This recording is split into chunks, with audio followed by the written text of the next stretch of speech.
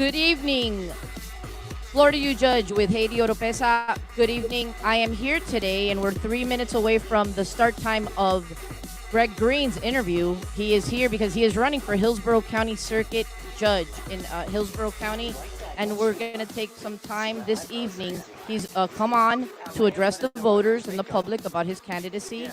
And so, for those of you who are watching, we have two people in right now. Go ahead and start to share. I don't vote in Hillsborough, but I've created this platform, this opportunity, so that voters who oftentimes complain about not knowing anything about the judges on the ballot, and sometimes, sadly, they skip over that portion of the ballot, and that's a travesty. Because I'm going to be asking Greg shortly about the importance of judges and their role in our government, in our country, and the immense powers that they're given, and the decisions that they make impact us, all of us. So whether I vote in Hillsborough or not, I understand the importance of it, and I'm urging you, please share, particularly for voters in Hillsborough, so that they're familiarized with their judicial candidates. And so we're 2 minutes away. Haiti Oropesa again for Florida U Judge, and good evening for those that are tuned in already, that will be tuning in. Um, we're 1 minute away, so share. And I'm gonna just take a quick minute here, Greg, to share on my page so that my followers on my personal page Great. can follow this interview.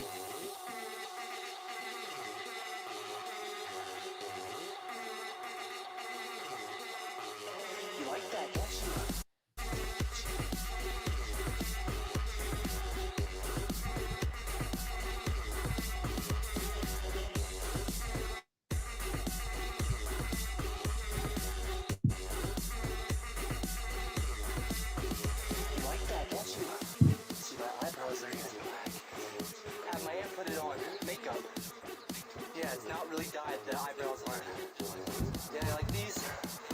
I was listening to dubstep before a lot of you were wearing diapers, alright? You like that, don't you?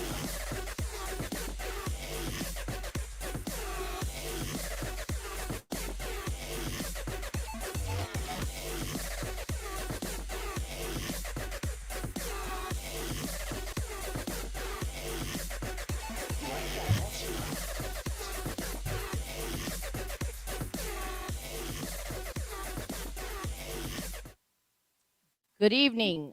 Haiti Oropesa for Florida U Judge. Welcome, Greg. I'm so glad that you're here today, especially with what happened this week, Tuesday. Very embarrassing. We got that all worked out. I'm happy to see you here today. And I first of all want to congratulate you because you, sir, received the endorsement of the Tampa Bay Times. Tampa Bay Times says the best capable of pulling the double duty judge's face of managing both the law and the personalities in the courtroom. His community service is a labor of building self confidence, and there is no short need of that in the judicial system. The Tampa Bay Times recommends Greg Green for Hillsborough Circuit Judge Group 31. Thank you. Congrats. Yeah, thank you so much. We were very pleased to get that endorsement. Um, really like what they wrote because that's sort of why we're running. We're running because we want to continue serving the community. I certainly believe that being involved in the community does build your character, does give you a connection to the community that you don't have when you're not out there all day, every day. Amongst voters, amongst people, really just amongst citizens. And then obviously being in the courtroom for 21 years helps too. So I really think that those two things are so important, and I'm glad the Times recognized that. And I'm glad the Times really looked into personality in terms of managing a courtroom, because as you know, you've been in front of judges like I have for so long.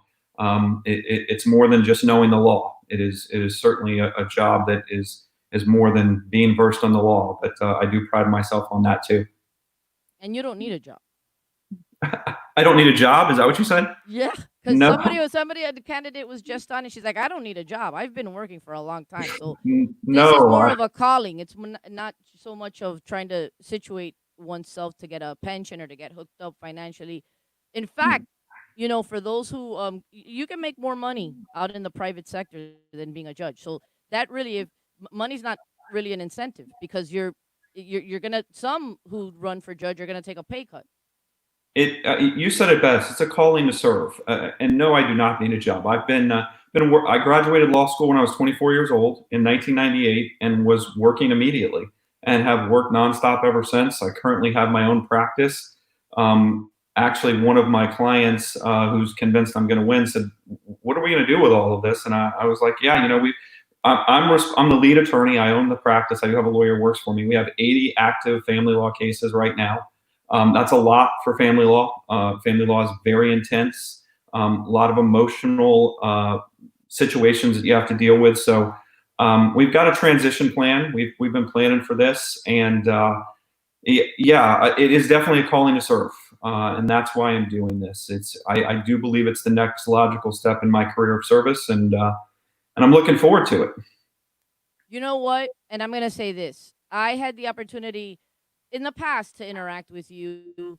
And this Tuesday, when we had the little bit technical difficulty debacle that I was immensely embarrassed about because you took of your busy time. It's brutal. I've heard. I've never run for office. Don't plan to ever. That's not my calling. I don't feel it, so that's not something that I ever seek. This is what I feel comfortable with. I feel comfortable with what I do. Right.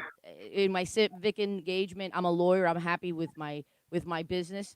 But I had an opportunity to talk to you right after that, and you displayed an incredible patience. I remember profusely apologizing and saying how embarrassing you were, just so patient and so understanding. I've seen you before, also in a couple of years ago. I had an opportunity to interact with you. I think you have the right demeanor. And I'm not just saying that. If I don't believe that, I'm not going to be gratuitous in any type of compliment. But I have an interest. So everyone does. Tell us, Greg, how important, what does that should mean? How should the public perceive or deal respond to their responsibility of picking the right people on the bench?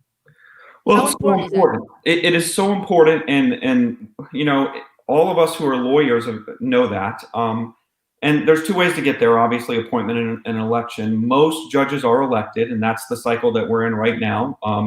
In Hillsborough County, I believe in the primary here, there's going to be 6 judicial races on the ballot. But generally, what people say is we're down ballot. It's really hard to get information about us. We are all nonpartisan. And it is. It's the judicial canons really prohibit us from talking about much. So it's something that you said. What I encourage voters to do is I always give out my cell phone number. I always give out my contact information. I say that this race more than any is about getting to know the candidate. It's about talking to people who know the candidate. It's about listening to them, and if you can, connect with the candidate. Talk to them, and that's why I'm so open with people, because I truly believe that what you should be voting for is judicial temperament. And you hear that word a lot, and it encompasses a lot of things. It encompasses something you talked about. It encompasses patience. It encompasses knowledge. It encompasses experience, tactfulness, being firm when you have to be, being understanding, being compassionate. There's so many things that go into that. So it's a word that gets tossed around a lot, but there's so many qualities that it encompasses. And I think the only way you can truly get to know if somebody has that is interact with somebody who's been around them, or you interact with them yourselves, because and again, you said this too, it's such an important position. It's the only elected position that anyone's going to vote for where the person that they're putting in the office could potentially be taking away their life, liberty, or property. So we always talk about local elections matter, and local elections for judges matter, I think, more than anything. That's very, very true. So it's very important to vote. Please share. If you know anyone that's voting in Hillsborough County, loved ones, family, friends, the public, on your social media, share so that those who are right now, their uh, ballots have gone out in the mail. Currently, they're out there. People are making decisions right now. I know I've been asked. People have contacted me from the public asking me who should I vote for, and so this is because of what you said. A lot of times when I before I started this, I used to hear from my family. They'd ask me, "Who do I vote for?" I didn't have no knowledge, no information about Sure. these judges, and I thought, wow, that's crazy. That's absolutely crazy. That and some voters opt to just skip over it and not even vote because they don't know anything about it. So that's why I provide this service to help voters, because I do understand how important, based on what you just said, the immense power that they have to impact our lives. Um, the other day you said something. I think when we had a conversation right after Tuesday when we momentarily went on before everything went downhill.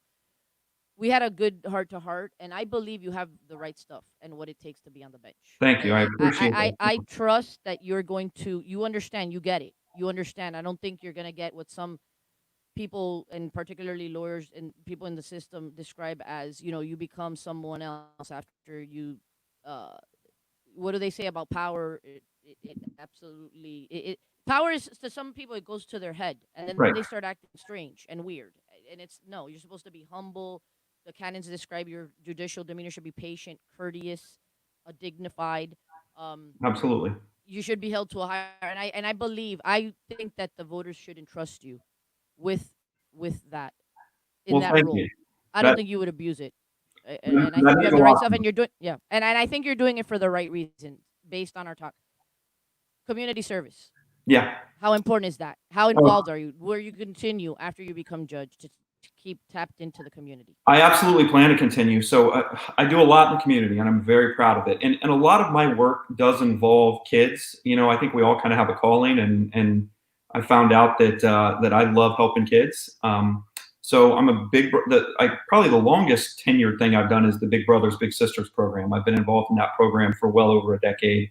I'm on my fourth little brother. Couple have moved away, and then right now I'm in the school-based program. So, and again, unfortunately, COVID kind of stopped that. I go to school once a week and connect with my little, help them with so many things, and that program has just worked out great from a time-wise standpoint for me because I can always find usually an hour a week to go connect with my little. I'm an attorney ad litem. I love that work. I truly do. And for those of you who don't know what that is, it's when a juvenile is charged with a crime and they don't have a parent show up in court with them. I'm on a list of attorneys that's called to assist that juvenile with really everything. It's not just the legal part.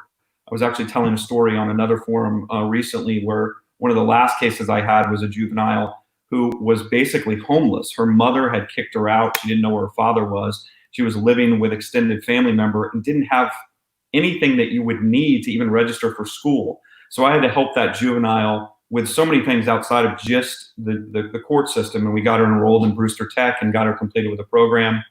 I do divorce work. So, that's, did do criminal work, still actually have a little part of my practice is criminal, but the majority is divorce and child custody. So I think it's also really neat that I get to be a biblical and marriage counselor at my church, try and keep people out of my office. That's great. Yep. Yeah, Yep. I love that. And then I will say that the thing that I have the most fun with is being a coach. I have been coaching at Robinson High School down by the base for 9 years. I'm a flag football coach there. I'm the defensive coordinator. I think in the 6 years there as the defensive coordinator, and we have won 5 state championships. But we haven't just won 5 state championships. The head coach may get me on this. I think it's 4 academic state championships too. So it's great. And here's what's really neat about that. 4 of the girls that I've coached that have gone on to become young women have actually come to work for me. So one of them, and they all start with very little legal training. So they're, kind of answering the phone work, filing work, clerical work. But one of them became a paralegal, and she actually left me for bigger and better things. She's now at the U.S. Attorney's Office as a paralegal there, and currently en route to go to the FBI. So that is somebody who started with me, and I right now I have somebody in that position too. So I get to give back to the kids I coach because if they have an interest in law, there's always room at Coach Green's office. We have some active community members that are weighing in. Greg Jarvis is saying Greg Green is the best. Thank you, Jarvis. Jarvis. Thank you. Jarvis is a great guy, and and we have Candy, who was on earlier, promoting tomorrow's Tea and Conversation, which she's going to hold tomorrow between 10 a.m. to 12. She says Greg has been a part of Tea and Conversation and the BBT for Black Business Bus Tour for over 2 years. Yeah, So and let me give a shout out to them. So Jarvis is amazing. I love Jarvis, and Candy is so great. And for those of you that don't know what BBT is, it's the Black Business Bus Tour.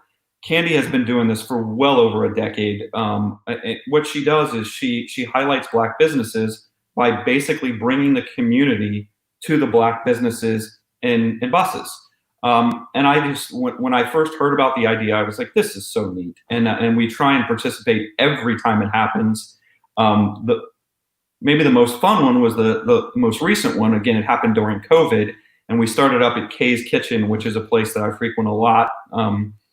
And it was pouring down rain. We couldn't go in anywhere because of COVID, but we did kind of a driving tour to just highlight where some of the businesses were. So we drove around for 30 minutes in the rain, honked at businesses. Was a lot of fun, and we're still getting the word out as to where they're at. So thank you, Candy, for everything you do. Thank you, Jarvis, for everything you do, and I appreciate you guys chiming in. And so I just wanted to real quickly, if you don't mind, and I'm sure Sure. you don't. Candy tomorrow, she's going to July 25th tomorrow, Saturday, between 10 a.m. and noon. There will be no candidates. My understanding is based on what Candy said is because she wants the community to come together, have no inhibitions, and just talk freely about the candidates that will be on their ballots. It's going to be at Al's Finger Licking Good Soul Food, 2302 East 7th Avenue, Ybor City. And masks are mandatory, social distancing adhered to, and it's going to be out in the patio. So it's going to be outdoor where the risk of having being transferring the virus is less. So, Greg, Yeah.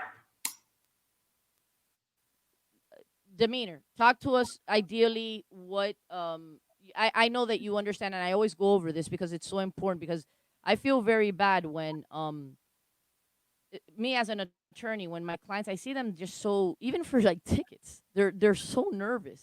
What's gonna happen? Oh my! And I think I'm like, it's a ticket, but I mean it's important because tickets sometimes affect people where they lose their license. They can't drive, they can't work, or I find it challenging to get transportation. So talk to us about that. Your understanding of that, and how judges should be understanding that people that come before them are, we don't know if they have challenges mentally, emotionally. We don't know what's going on. And talk to us about that, your understanding, and how you would deal with that. Yeah, it's so important. I can't stress it enough because, as you said, regardless of how serious we might think whatever the specific litigant is dealing with, it is so important to them. No matter what they're going through, whether it be a traffic charge, a ticket, whether it be a misdemeanor, whether it be a felony, whether it be what I deal with, which is highly emotional, divorce and child custody. This is stuff that they're taking home with them, that they're thinking about, that they're losing sleep about, and that they're trusting the lawyer that they've hired, or if they can't afford a lawyer or decided to do on their own, trusting themselves to do. But the most important thing is that the judge, in my opinion, because again, I'm running for judge, understands that and doesn't treat. I think sometimes because of the volume we have in Hillsborough County, judges forget that. We've all seen that. We've all seen them try and move a docket to do something. Hey, we've got so many cases, we got to get through them. And I think the number one thing that I'm going to stress to myself every day that I'm on the bench is every one of these cases is just as important as the next one. And we have to make sure that we treat every litigant that way, that we give them their due and just time in court, and that the case is appropriately adjudicated. And I will say this, I think practicing in family law really drives that point home, because you have to be patient as a family law attorney. There is no other option. If you're not patient, you just won't have clients. Right. Because and look, it's highly emotional, and it's something that sometimes you have to walk them through multiple times, because I say this all, and it's true, they agree with me. Emotion sometimes overrides the logic, right? They're so emotional that they're not listening to what the law is, or maybe what a reasonable solution is. So, the majority of my practice, as I've said now, has been family law for 14 years. I've been practicing for over 2 decades, for 21 years. And it's just been beat into my head how important that is. And it's stressed on a daily basis. And I'm not going to lose sight of that when I take the bench. It's way too important. So we just had judicial candidate Wendy DePaul, and so I'm happy to see that the committee for Judge Steven Stevens is coordinating to come on this coming week.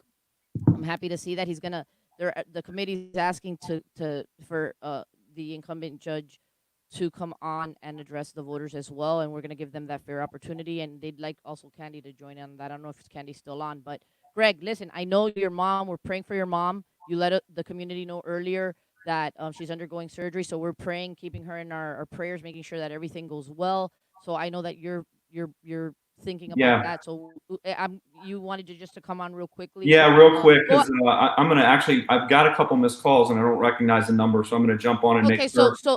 So just give us a couple of last words to the voters. Tell them where they can find you online to find out more about you if we didn't cover anything now. And absolutely. Can always find me on Facebook. Pretty easy. Greg Green for Judge on Facebook. Again, Greg Green. Can find me online at Greg Green for Judge. It's FOR spelled out.com. My cell number is on all there. I'll give it out again. 813-495-8981. Again, 495-8981. Call me anytime. I'm always happy to talk to any citizen of our county, specifically voters, if you have questions. The canons do greatly restrict what I can answer, but I always try and give as much information as I can. And Haiti, I can't thank you enough for giving me the opportunity to come back on in such short time. Always. Greg, spell out your website one more time, because I'm gonna write it in the chat section here, and then I'm gonna display it here on the screen. What is that, Greg? It's Greg, Greg, Green, GREEN, FOR, judge.com. So greggreenforjudge.com. greggreenforjudge.com. Absolutely. Yep. Lots of information there. A lot of endorsements. We're really proud of our endorsements. That's it. You got it. It not just the Times. We were endorsed by the Florida Sentinel yesterday. We'll be sending out a Facebook message about that over the weekend. We're actually behind on keeping up with our endorsements, which is a good thing. The electrical workers endorsed. The Teamsters recently endorsed. All three papers that have interviewed, La Gazette, the Tampa Bay Times, and now the Florida Sentinel has endorsed. Fire has endorsed. There's a ton of them. And again, what everyone has said and what every organization has said when they've endorsed is something similar to what the Times said, which is, personality and temperament. Greg Green's the choice, and it's humbling. We're really proud to get those, and like I said, they're all up there. Okay, very well. Praying for your mom. Thank you so much. Godspeed to her, and keep me posted. Keep us posted. I will. Thank you for coming on. Good luck. I wish you very well. And Haiti Oropesa for Florida U Judge, we're coming back on at 8 o'clock. We're gonna have another attorney, a colleague of mine, is gonna be on at 8 to discuss campaign tactics that some judicial candidates are employing during while they're campaigning for this election cycle in Hillsborough County. 2 candidates we're gonna be covering. So please tune in at 8 o'clock. It's going to be live. We're going to be taking live call-ins at 813-221-9700. I'm going to be joined by community activist Michelle Williams and a defense attorney, Candy Colucci. So see you at 8.